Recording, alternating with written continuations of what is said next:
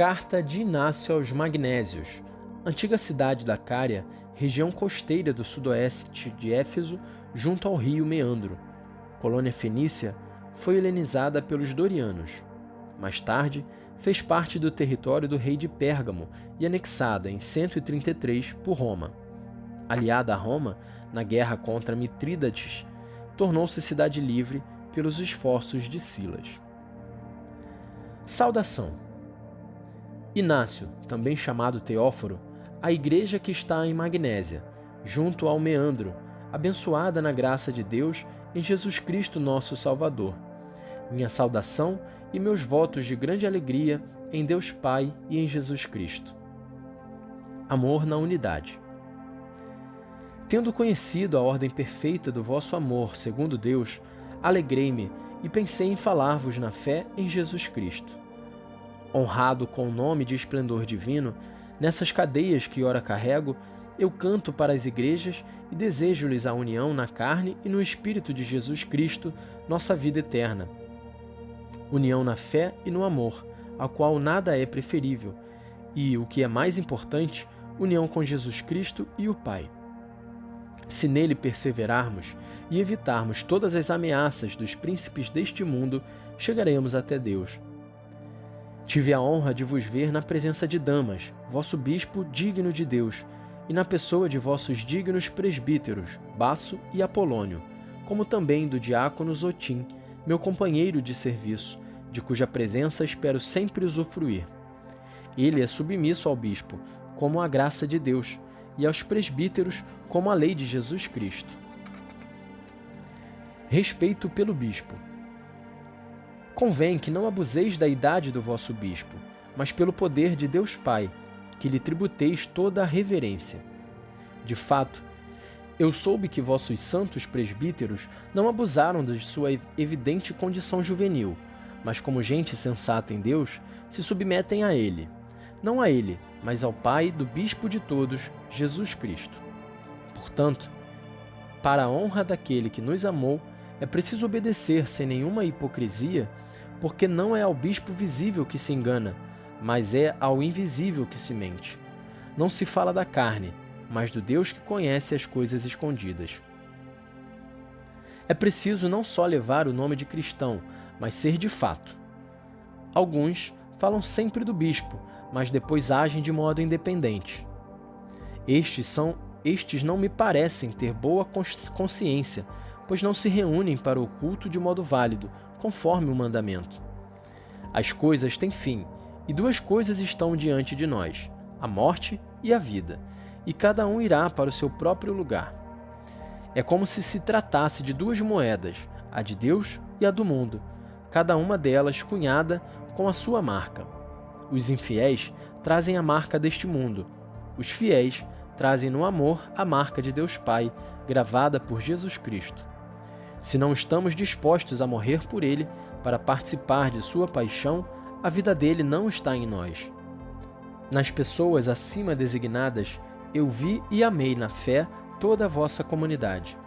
Por isso vos peço que estejais dispostos a fazer todas as coisas na concórdia de Deus, sob a presidência do bispo, que ocupa o lugar de Deus, dos presbíteros, que representam o colégio dos apóstolos, e dos diáconos, que são muito caros para mim, aos quais foi confiado o serviço de Jesus Cristo, que antes dos séculos estava junto do Pai e por fim se manifestou.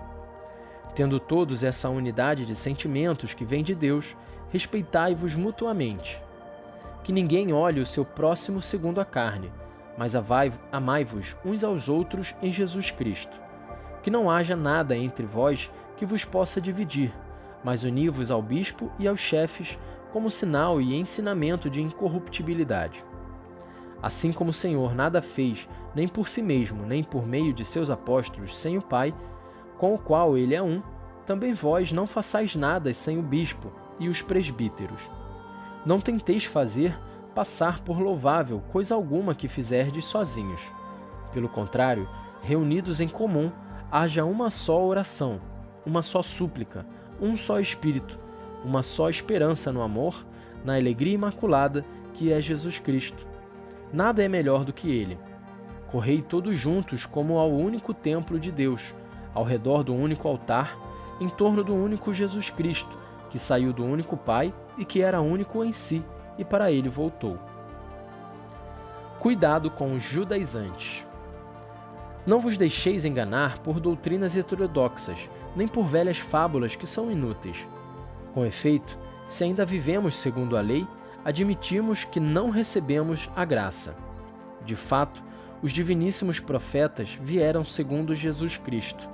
Por essa razão foram perseguidos, pois eram inspirados pela graça dele, a fim de que os incrédulos ficassem plenamente convencidos de que existe um só Deus, que se manifestou por meio de Jesus Cristo, seu Filho, que é o Verbo saído do silêncio e que em todas as coisas se tornou agradável àquele que o tinha enviado. Aqueles que viviam na antiga ordem de coisas chegaram à nova esperança e não observam mais o sábado, mas o dia do Senhor, em que a nossa vida se levantou por meio dele e da sua morte. Alguns negam isso, mas é por meio desse mistério que recebemos a fé e no qual perseveramos para ser discípulos de Jesus Cristo, nosso único Mestre. Como podemos viver sem aquele que até os profetas, seus discípulos em espírito, esperavam como Mestre? Foi precisamente aquele que justamente esperavam quem, ao chegar, os ressuscitou dos mortos. Portanto, não sejamos insensíveis à sua bondade. Se ele nos imitasse na maneira como agimos, já não existiríamos. Contudo, tornando-nos seus discípulos, abraçamos a vida segundo o cristianismo. Quem é chamado com nome diferente desse, não é de Deus. Jogai fora o mau fermento, velho e ácido, e transformai-vos no fermento novo, que é Jesus Cristo. Deixai-vos salgar por ele, a fim de que nenhum de vós se corrompa, pois é pelo odor que sereis julgados. É absurdo falar de Jesus Cristo e ao mesmo tempo judaizar. Não foi o cristianismo que acreditou no judaísmo, e sim o judaísmo no cristianismo, pois nele se reuniu toda a língua que acredita em Deus.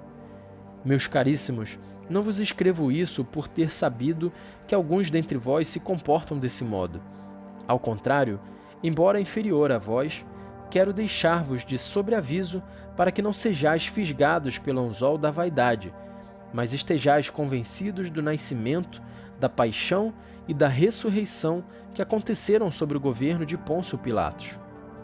Essas coisas foram realizadas verdadeira e seguramente por Jesus Cristo, vossa esperança, na qual nenhum de vós possa jamais se afastar. Viver na fé e na unidade. Possa eu alegrar-me convosco em todas as coisas, caso eu seja digno. Embora acorrentado, não me posso comparar com um só de vós que estáis livres. Sei que não vos inflais de orgulho, pois tendes Jesus Cristo em vós.